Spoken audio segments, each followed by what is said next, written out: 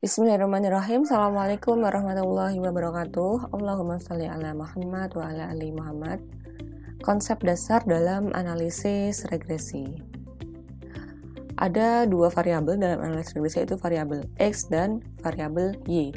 Variabel X disebut sebagai variabel bebas dan variabel Y disebut sebagai variabel yang terikat. Misalnya adalah suhu ruangan dan banyaknya produk cacat. Maka suhu ruangan di sini merupakan variabel X dan variabel Y, produk cacat ini merupakan variabel Y. Karena produk cacat ini nilainya terikat tergantung kepada berapa suhu ruangan. Kemudian banyaknya penjualan dan besarnya biaya promosi. Biaya promosi merupakan variabel X dan penjualan merupakan variabel Y. Karena nilai promosi, biaya promosi ini menentukan banyaknya penjualan secara teori. Kemudian banyaknya penjualan dan banyaknya sales call. Sales call adalah promosi lewat telepon ya, menjual lewat telepon. Ini merupakan variabel X dan variabel Y-nya adalah banyaknya penjualan. Kalau kita tuliskan, Y merupakan fungsi dari variabel X. Apa yang dapat dilakukan dengan analisis regresi? Yang pertama, kita bisa memahami hubungan antar variabel lebih jauh daripada sekedar dikorelasi ya.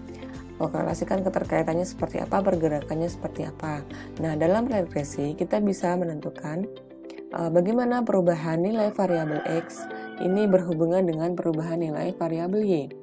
Kalau X-nya ini meningkat sebanyak satu satuan, misalnya satuannya kilogram, maka Y-nya meningkat ataukah menurun? Nah, dan berapa? Sebanyak berapa satuannya gitu. Apakah kalau biaya promosi ini ditingkatkan sebanyak 100.000, maka Y-nya kira-kira secara rata-rata ternyata bisa meningkat penjualannya sebanyak 100 pieces gitu. Nah, kemudian selain besarnya, ini juga bisa dianalisis arahnya ya. Apakah kalau X naik, maka Y-nya naik? Atau sebaliknya, X naik malah Y turun. Nah, ini nanti tergantung koefisien regresinya apakah positif atau negatif.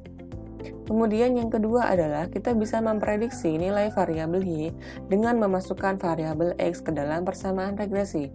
Misalnya dalam regresi kita mendapatkan Y sama dengan 2 plus 3X.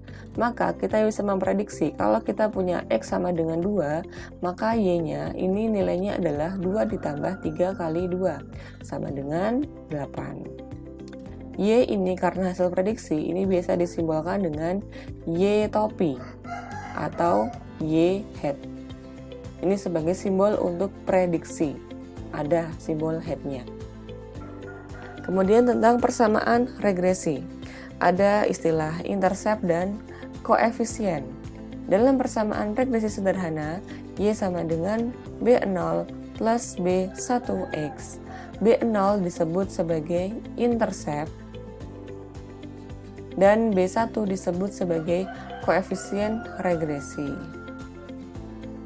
Dalam regresi berganda, Y sama dengan B0 plus B1 X1 plus B2 X2 plus B3 X3 dan seterusnya.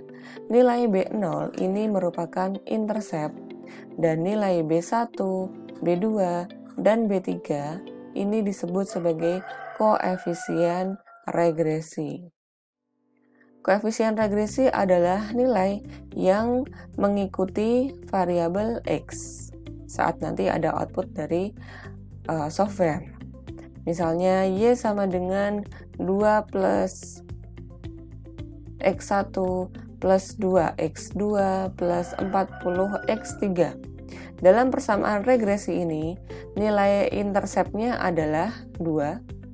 Kemudian koefisien regresi untuk yang X1 sama dengan 1, koefisien regresi untuk X2 sama dengan 2, dan koefisien regresi untuk X3 sama dengan 40.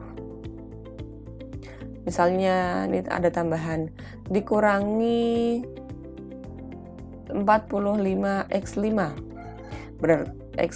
x4. Berarti koefisien regresi untuk x4 adalah negatif 45.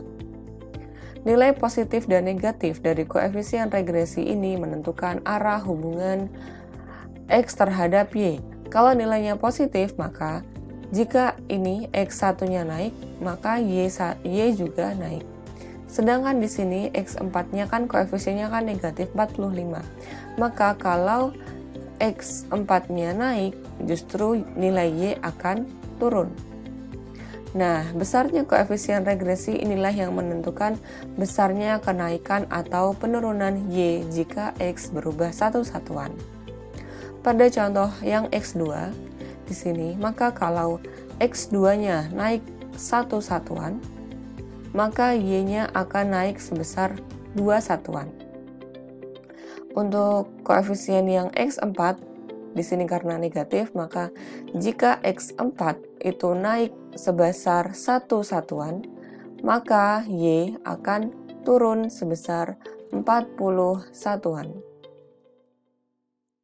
Jadi di sini naik turun disebabkan oleh koefisien yang negatif dan angka 45.